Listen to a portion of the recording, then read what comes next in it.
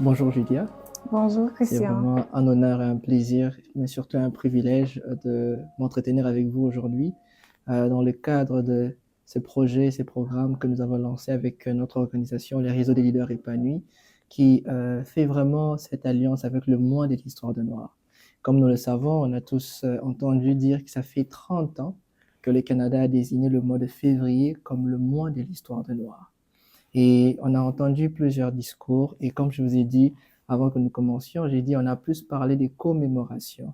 Mais moi, Mhm. j'aimerais aujourd'hui parler avec vous sur la réflexion. Comment nous, on réflecte sur ce mois de l'histoire de Noir.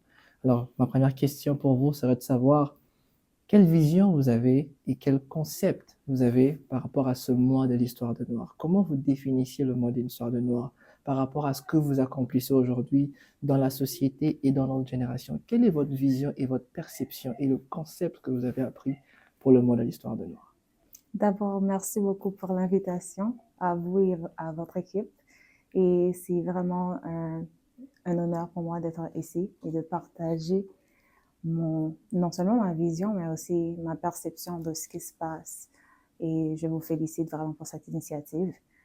Donc, je vais sur la même route que vous, parce qu'au lieu de commémoration, je préfère le mot réflexion, je préfère que nous réfléchissons sur ce que représente vraiment l'histoire des Noirs et qu'est-ce que nous avons pu accomplir à partir de ces 30 dernières années, qu'est-ce qu'il nous reste à faire, quel autre chemin que nous devons bâtir, non seulement pour nous, mais aussi pour les autres jeunes leaders noirs, pour les autres jeunes noirs à venir.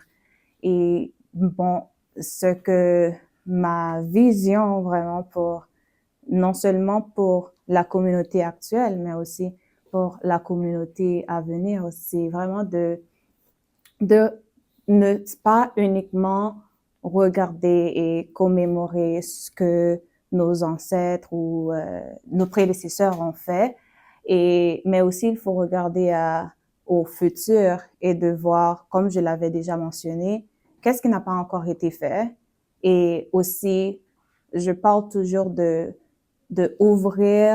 rester sur un esprit ouvert et aussi de voir comment nous pouvons collaborer ensemble en tant que communauté pour bâtir un meilleur demain. Parce que je trouve aussi que dans notre communauté noire, le mois de l'histoire des Noirs, c'est là que tout le monde se rassemble. Oh, vous êtes mon frère et vous êtes ma sœur. Mais en dehors de l'histoire des Noirs, chaque personne essaie de construire dans son propre monde. Mais pourquoi attendre l'histoire des Noirs pour collaborer? Pourquoi ne pas collaborer au jour le jour? Pourquoi ne pas se mettre ensemble pour bâtir un meilleur demain, non seulement pour nous, mais pour créer aussi beaucoup plus de mouvements que nos prédécesseurs? Donc, le Canada a ouvert cette porte pour avoir ce moment de commémoration pour l'histoire des Noirs, mais on ne devrait pas vraiment attendre pour un jour, pour un mois, pour démontrer notre, j'allais utiliser le mot reconnaissance envers tout ce qui a été fait par nos prédécesseurs et aussi pour démontrer comment nous encourageons les personnes, les leaders noirs qui travaillent ardument pour promouvoir un changement dans notre communauté. Mais ce n'est pas un mois uniquement. Nous avons 12 mois dans l'année. Donc, si nous restons vraiment uniquement centrés sur ce mois-là, au cours de ce mois, nous devons penser aux 11 mois passés. Qu'est-ce que nous avions fait au cours de ces 11 mois? Est-ce qu'au cours de ces 11 mois, ce jeune leader-là qui essaie de faire un changement dans sa communauté, est-ce que nous qui l'avons dévancé, qui avons beaucoup plus d'expérience, est-ce que nous avions essayé de l'aider dans son parcours? Est-ce que cette personne-là qui travaille ou du moins qui a une vision pour quelque chose d'exceptionnel au sein de la communauté, qui vous a approché avec son idée, est-ce que vous avez essayé de voir comment ouvrir des portes pour cette personne-là?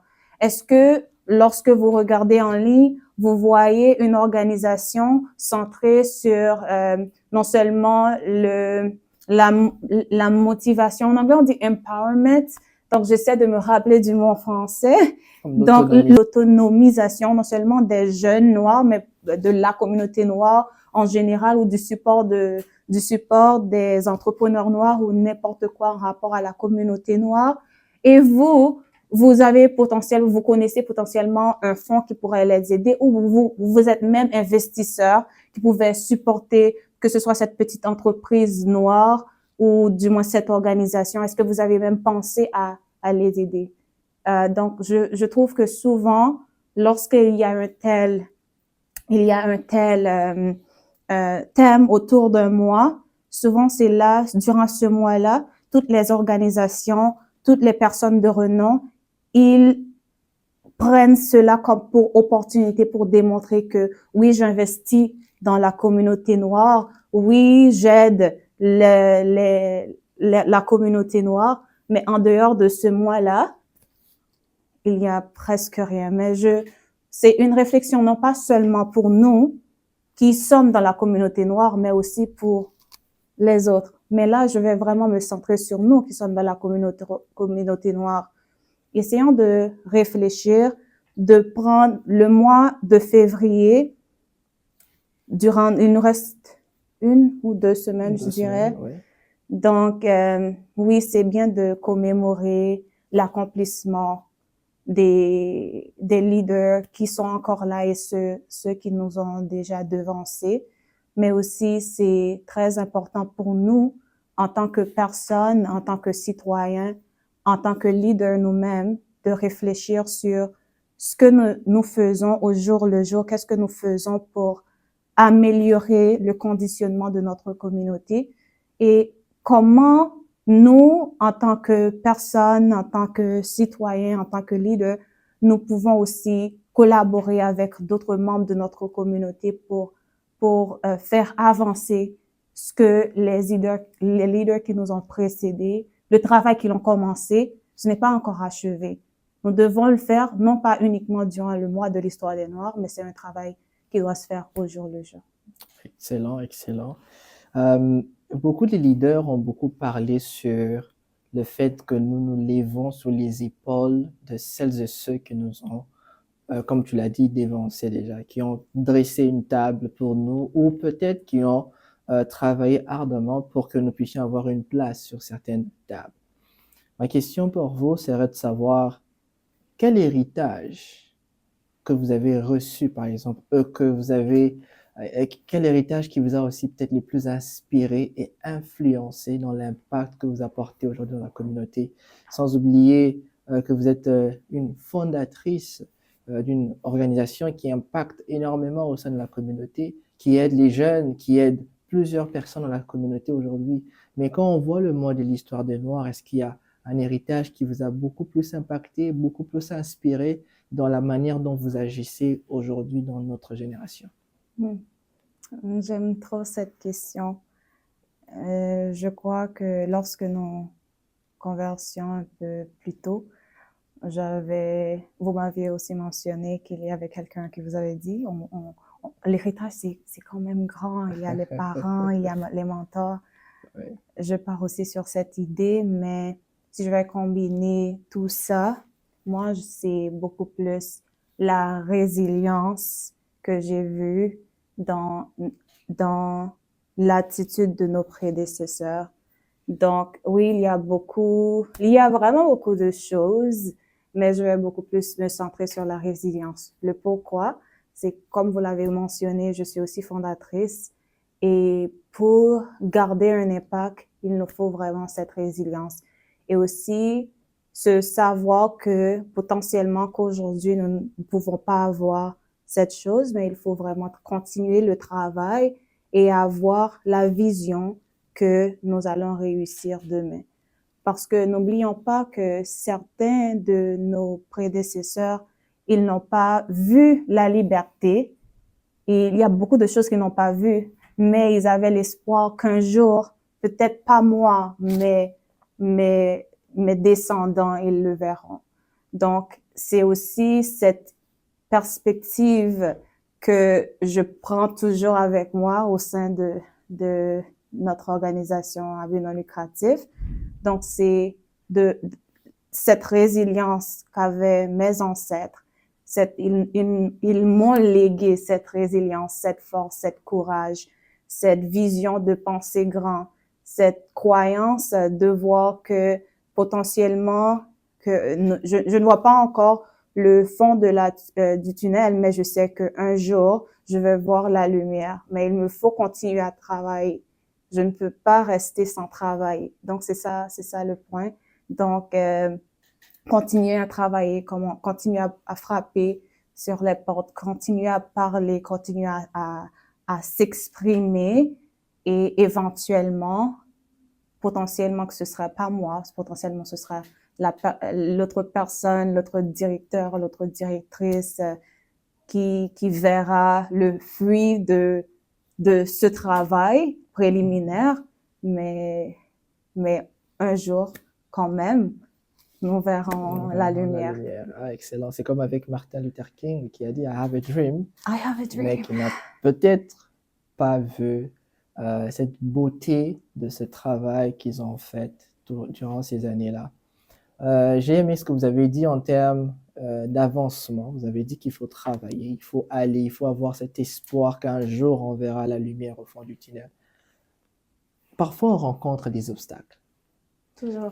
Alors, c'est bien d'avancer, mais moi, la question serait de savoir, quand on rencontre des obstacles, aujourd'hui, ça peut être dans votre domaine, ça peut être dans la vie, ça peut être dans le leadership, comment les obstacles que vous avez rencontrés, vous personnellement, ont eu à façonner votre résilience ou ont eu à démarquer au milieu des gens qui sont autour de vous la résilience que vous avez pour accomplir quelque chose?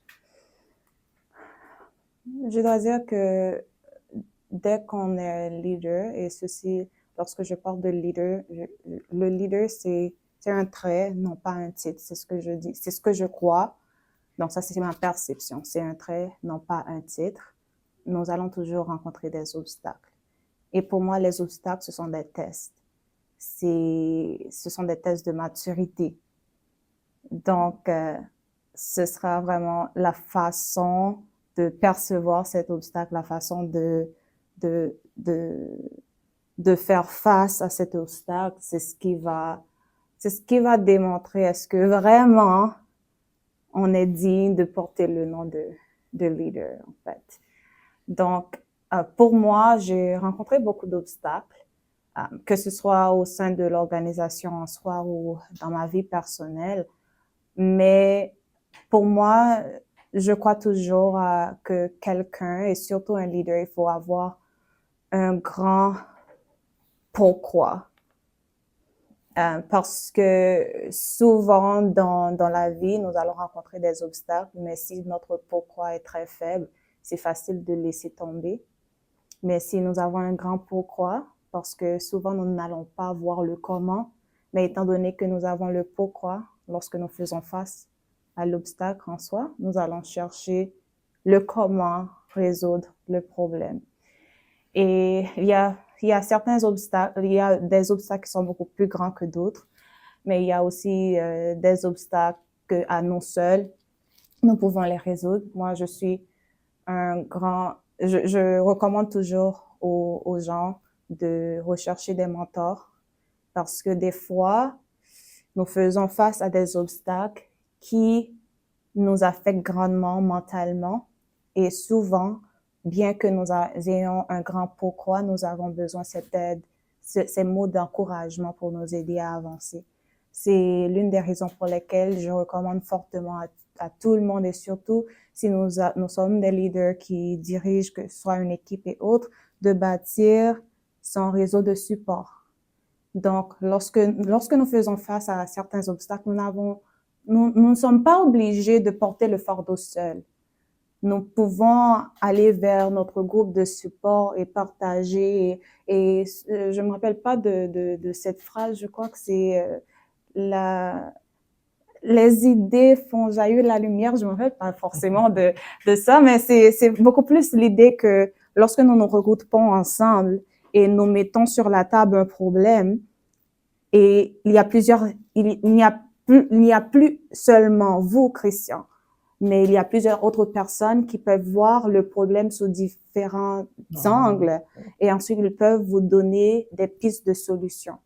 Donc, moi, je me rappelle que lorsque je fondais l'IGLE, la première chose que avant même de penser aux subventions et autres, je pensais à qui seront mes mentors, qui feront partie du comité exécutif, parce que je sais que c'est très essentiel d'avoir un groupe de support. Et nous n'aurions pas pu accomplir tout ce que nous avions pu accomplir en une année et quelques mois si moi, je n'avais pas pensé à ressources humaines, mentors et autres avant même de penser à l'argent. Donc, si quelqu'un, je dis souvent, si quelqu'un veut être un leader, il ne faut pas avoir peur des obstacles parce que les obstacles, il y en a beaucoup. On ne demande pas à la société, à Dieu, de nous envoyer des obstacles, des épreuves, mais ce sont des tests de maturité. Si nous voulons grandir, nous devons aussi accepter de passer par des épreuves et ensuite, à chaque épreuve, nous devenons plus forts, plus résilients et aussi plus sages. Parce que maintenant, je sais comment résoudre tel problème parce que je suis passée par là. Et étant donné qu'on est passé par là, un plus grand obstacle nous attend. Donc, il faut aussi ne pas aimer le confort parce que si quelqu'un aime être confortable, ce sera vraiment difficile d'être un leader parce que le leadership, c'est vraiment tout ce qui n'a pas rapport avec le confort. Tout ce qui n'a pas rapport avec le confort. Bon, j'espère que ça a répondu à vos questions, à votre question. Je pense que le leadership, c'est comme vivre dans un désert. Ah oui. Mais bon, il faut toujours chercher des ressources par-ci, par-là, de l'eau, ça se trouve. Donc, c'est vraiment ça. Merci encore pour cette belle réponse. Il n'y a pas que les côtés négatifs. Oh, il y a bien aussi sûr. les côtés positifs. Et de votre côté, à vous personnellement, quel accomplissement vous a rendu aujourd'hui la plus fière? Mon accomplissement qui me rend le plus fière, c'est mon organisation à but non lucratif, en fait. J'ai beaucoup pleuré durant ce parcours, mais la raison pour laquelle je suis fière de cette organisation, c'est beaucoup plus en rapport à l'impact que l'impact palpable, ce que je peux voir que nous avons pu faire dans la vie de plusieurs jeunes, des talents émergents qui viennent d'arriver ici au Canada. Donc,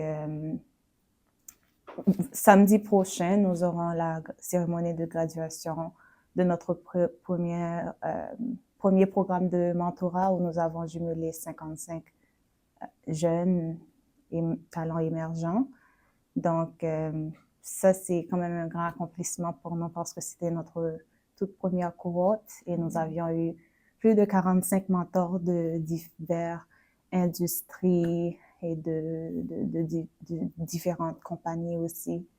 Et tous ces jeunes-là sont aussi en dessous de l'âge de 30 ans. Et une chose qui me tient aussi toujours à cœur, c'est de bâtir les leaders d'aujourd'hui et de demain. Donc, j'avais fait le choix stratégique de recruter en tant que bénévole, en tant que collaborateur, que des jeunes, parce que je voulais que non seulement qu'ils puissent bâtir leur leadership, mais aussi je voulais que les programmes soient bâtis par ces jeunes-là, qui eux aussi, ils ont vécu cette expérience. Bon, qui serait la meilleure personne pour bâtir un programme pour eux? Donc, en fait, donc c'est ça. Donc, ce n'est pas toujours facile, comme je le disais au début, mais la partie positive est beaucoup plus grande que les parties négatives. Donc, Je n'arrive même pas à compter tous les moments de joie, les moments de contentement, les petits messages par-ci, par-là aussi. Et aussi, je suis vraiment reconnaissante d'une communauté qui apprécie le travail. En 2 fois, j'ai reçu des prix. En 2 fois, cela m'est arrivé, en fait, Christian. Je suis au travail, je reçois un courriel qui me dit « Félicitations, vous êtes finaliste pour tel prix ». Et en 2 fois, j'ai cru que c'était un scam parce que je me suis dit « Mais bon, je n'ai jamais appliqué pour un prix, mais pourquoi on m'écrit pour me dire que je suis finaliste ?»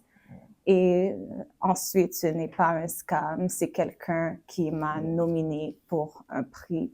Wow. Donc, en fait, c'est ça, parce que moi, lorsque je suis arrivée ici en 2018, j'étais arrivée en tant que demandeur d'asile avec ma mère.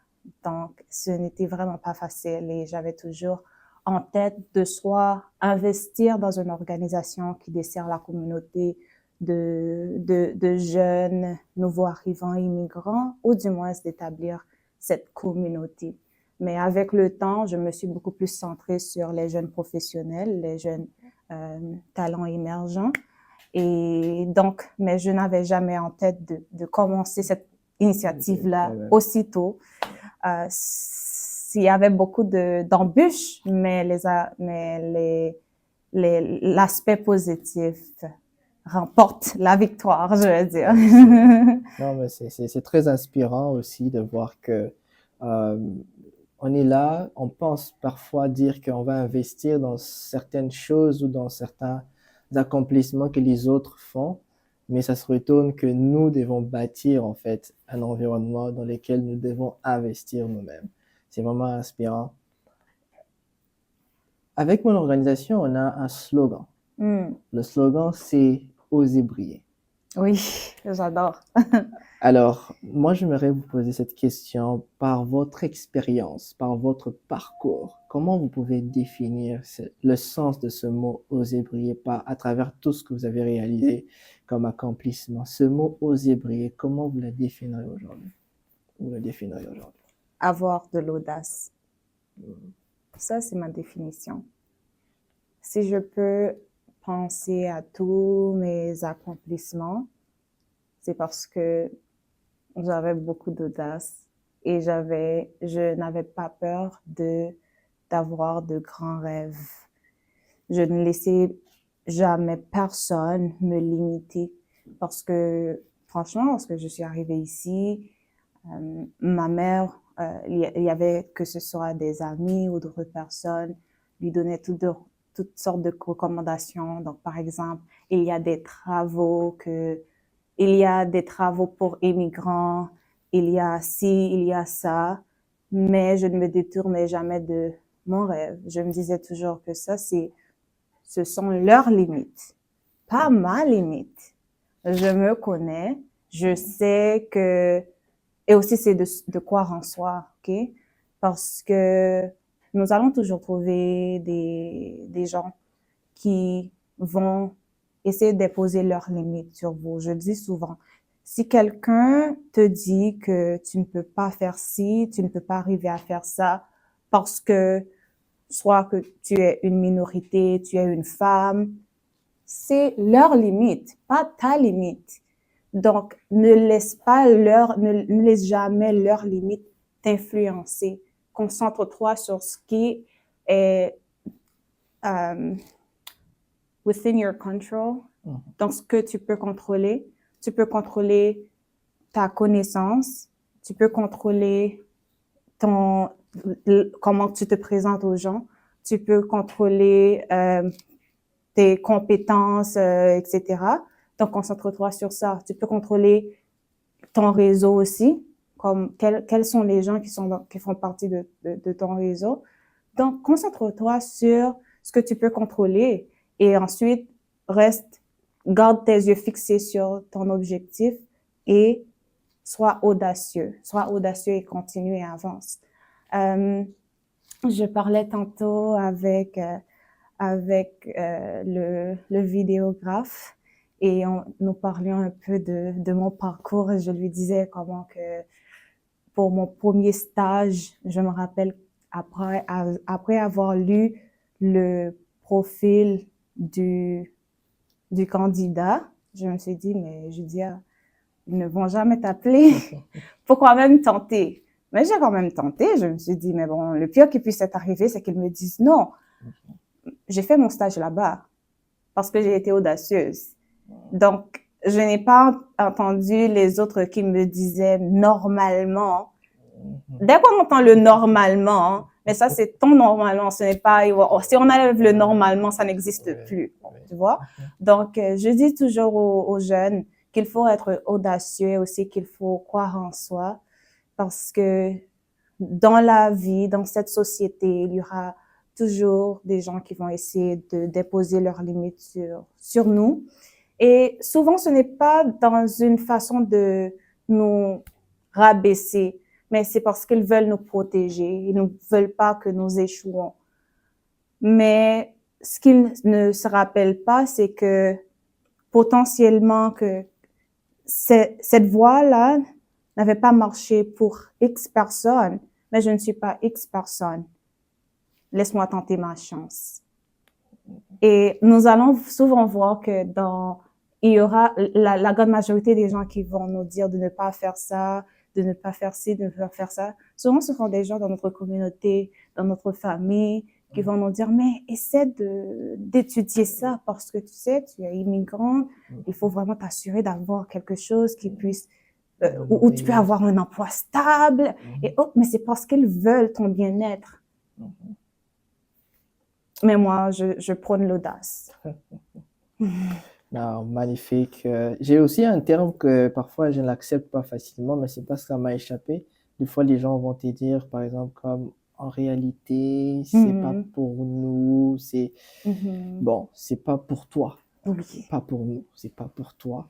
Mais je trouve que c'est important de le rappeler aussi parce que l'environnement parfois est parmi les choses les plus importantes qui font en sorte que les gens ne puissent pas évoluer aussi. Parce que si ton environnement n'est pas motivant ou ce n'est pas vraiment encourageant, tu auras du mal à exploser et aussi à t'épanouir à travers tout ce que tu as comme don. Ma dernière question, j'aimerais que tu t'adresses aux gens qui vont te suivre. Je pense que la caméra est ici. Quel message tu donnerais aujourd'hui aux jeunes noirs et à tous les jeunes Canadiens qui sont passionnés par la poursuite de leurs rêves? Je vais utiliser votre slogan « Osez briller » et ne restez pas enfermés sur vous-même. Et comme je viens de le dire tantôt, il y aura toujours des obstacles sur le chemin, il y aura des embûches, mais ne laissez pas ces embûches troubler votre rêve. Vous avez un rêve, vous avez une vision, vous savez où vous voulez aller, donc restez concentré sur votre objectif, créez votre réseau de support et je sais que vraiment un jour, je ne sais pas quand, mais vous allez célébrer cette victoire. En tout cas, merci beaucoup, Julia. C'est vraiment un plaisir et un honneur. Et je pense que les gens qui vont nous suivre, dépendamment de l'endroit, de l'heure, du jour que vous allez suivre, j'espère que vous allez aussi recevoir la même inspiration que je viens de recevoir et aussi l'influence sur comment être audacieux. Je pense que je le suis déjà, mais je viens de rajouter un peu plus encore. Et ça nous, vraiment, ça nous montre comment il faut poursuivre et continuer, peu importe les limites qui sont imposées devant nous. Je vous souhaite encore un très bon moment de l'histoire de Noir et j'espère que nous allons vous revoir aussi peut-être dans l'avenir, dans la société, avec vos organisations, vos entreprises, vos différents secteurs d'épanouissement. Merci beaucoup, Julia, encore et bon moment de l'histoire de Noir à toi aussi. Merci beaucoup, Christian. Merci. À vous de même.